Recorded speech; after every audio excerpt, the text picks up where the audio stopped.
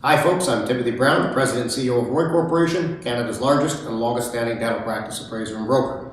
This is the market wrap for the year 2012. Today is Wednesday, January 3rd, 2013.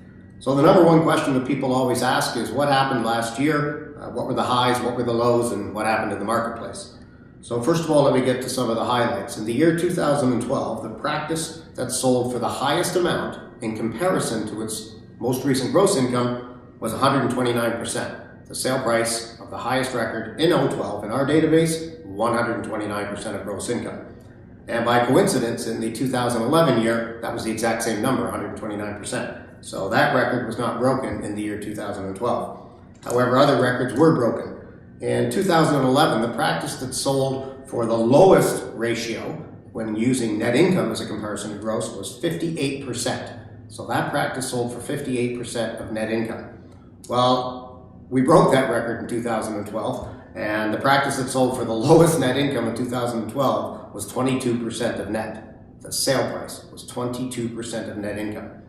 Now folks, there's reasons for that, and the one key reason for that particular sale was it was a very, very rural and remote part of Canada.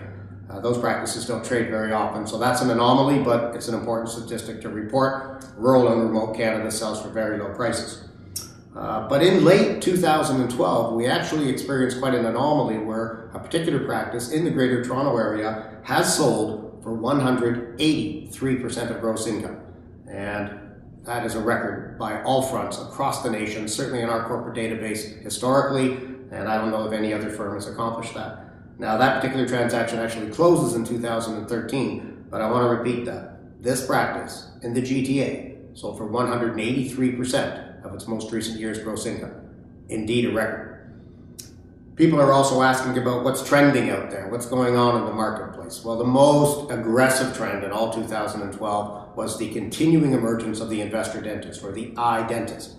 Investor dentist and iDentist are trademarks here at Roy Corporation. Basically, they're describing dentists who are accumulating and buying multiple practices, manning them with previous owners and or associates, and that's a very, very strong trend.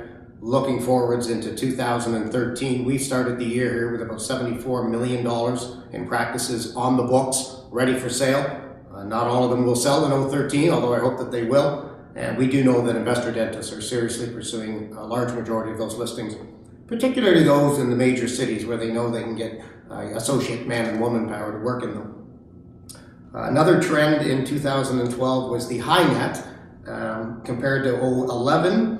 In 2011, the practice that sold for the highest ratio of sale price to net income was 332% of net, but in 2012, we actually sold a practice for 409% of its net income, or 4 times its annual net. That is a record in the 2012 books.